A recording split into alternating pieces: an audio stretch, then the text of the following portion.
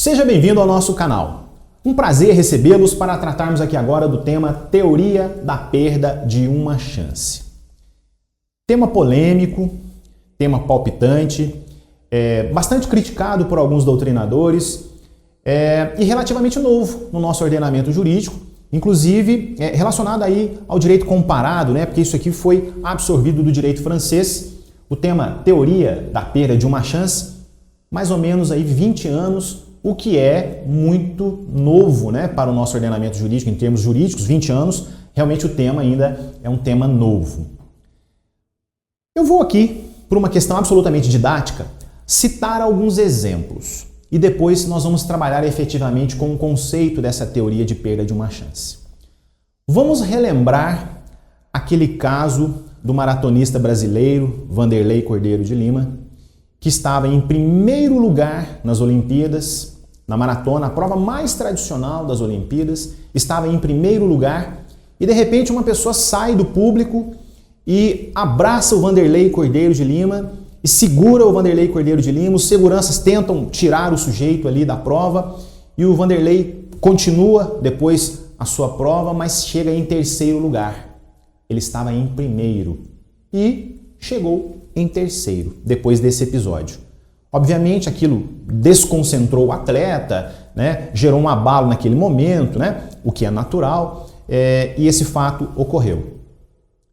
Vamos lembrar agora daquele lapidar caso que muitos livros citam, muitas obras citam, inclusive outros conteúdos também citam, do Show do Milhão, onde a pessoa, realmente esse fato ocorreu, inclusive o processo aconteceu, vou deixar a descrição inclusive depois do recurso, inclusive com o número, onde a pessoa foi questionada sobre determinado tema esse que não tinha resposta na Constituição Federal, abordava um tema constitucional, foi feita a pergunta e a pessoa efetivamente não conseguiu dar um passo adiante lá no concurso e ganhar um pouco mais do prêmio, porque não havia resposta para aquela pergunta. Então, a pessoa deixou de ganhar um valor a mais, ela desistiu. Depois, ao conferir em casa, aquela pergunta não tinha resposta, a pergunta foi mal elaborada.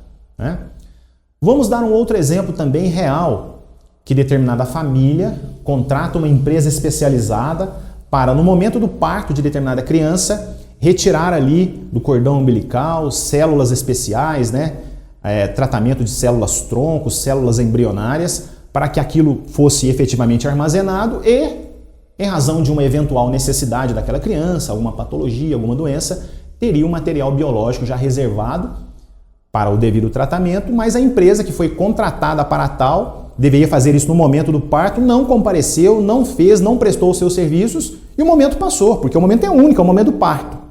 Então, 3 exemplos. O Wanderley Cordeiro de Lima, que estava em primeiro e foi interrompido na hora da prova, chegou em terceiro. O outro exemplo do Show do Milhão, em que a pessoa deixou de dar um passo à frente e eventualmente até ganhar mais dinheiro, que era proposto naquele programa, e agora das células tronco, onde a família perdeu aquela oportunidade de retirar o material biológico naquele momento único. São 3 situações muito comentadas em que houve a perda de uma chance. A teoria da perda de uma chance é quando você retira da pessoa, você suprime da pessoa a possibilidade de ela obter algum benefício ou de evitar um prejuízo. Você tirou a chance daquela pessoa.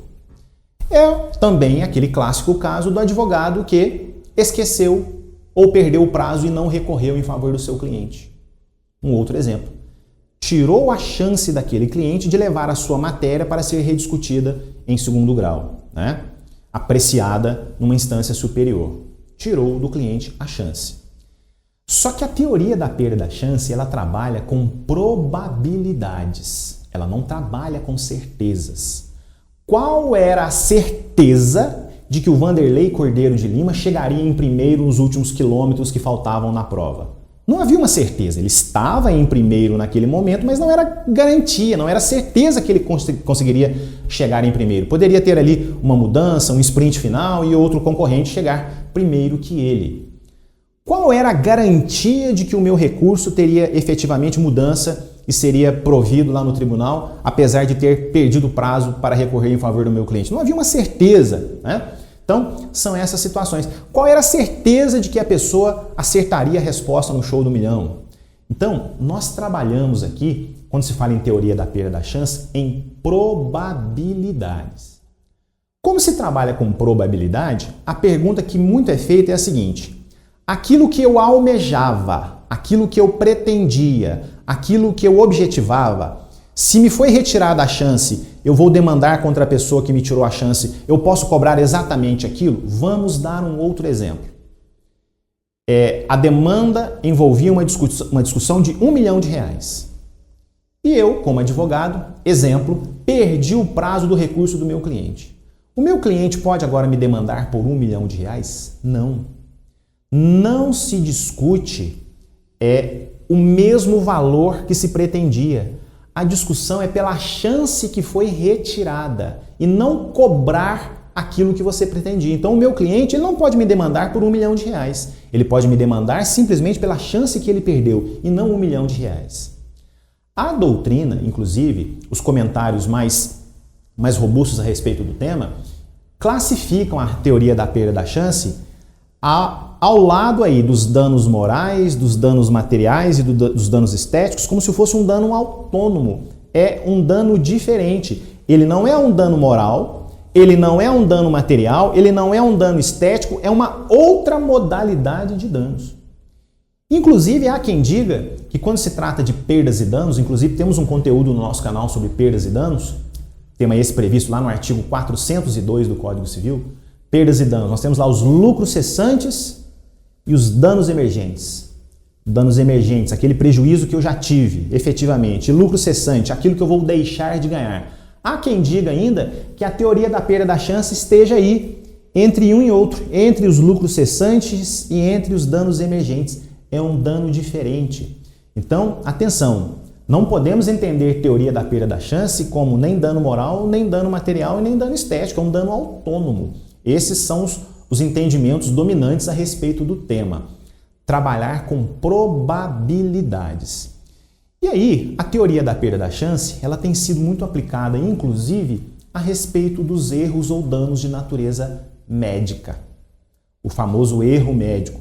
Porque o médico escolheu um tratamento errado e, em razão disso, eu não tive a cura. Ou, em razão disso, desencadeou-se aí o óbito. Né? O médico deveria ter procedido de determinada maneira, procedeu de outra, em razão disso, ele tirou a chance, eventualmente, da pessoa ter uma sobrevida ou mais qualidade de vida e tal. A teoria da perda da chance tem sido muito recepcionada na área médica. A questão do direito médico, dos erros aí hospitalares, erros médicos e afins. Né?